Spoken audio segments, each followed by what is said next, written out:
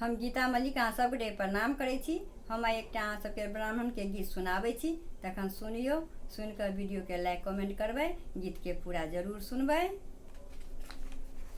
मुख से मुरलिया बजाबे हो ब्राह्मण के लड़िकवा, मुख से मुरलिया बजाबे हो ब्राह्मण के लड़िकवा, गाबे बजाबे रिझाबे हो ब्राह्मण के लड़िकवा, गाबे बजाबे रिझाबे हो ब्राह्मण के लड़िकवा।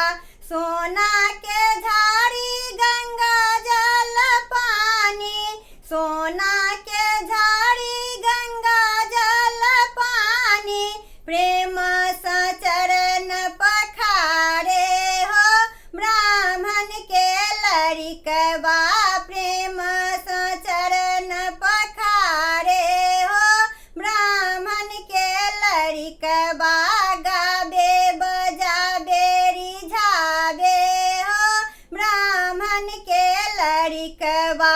सोना के थारी छपन रंग व्यंजन, सोना के थारी छपन रंग व्यंजन, प्रेम सा भोग लगाबे हो ब्राह्मण के लड़िकवा, प्रेम सा भोग लगाबे हो ब्राह्मण के लड़िकवा, गाबे बजाबे रिझाबे हो ब्राह्मण के लड़िकवा।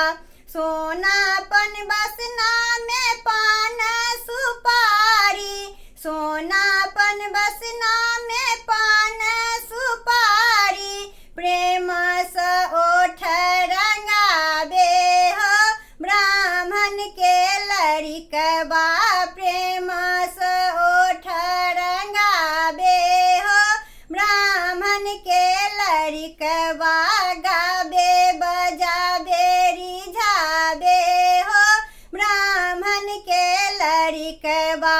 सोना के थारी कर्पूर के बाती, सोना के थारी कर्पूर के बाती, प्रेम सा आरती उतारे हो ब्राह्मण के लड़िकवा, प्रेम सा आरती उतारे हो ब्राह्मण के लड़िकवा, गाबे बजाबे रिझाबे हो ब्राह्मण के लड़िकवा।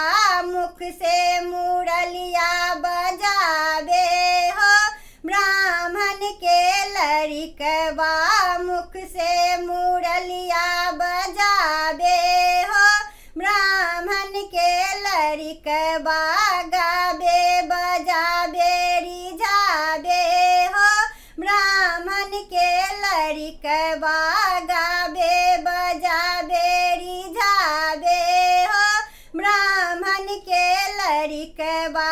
मुख से मुरलिया बजाबे हो ब्राह्मण के लड़िकवा, मुख से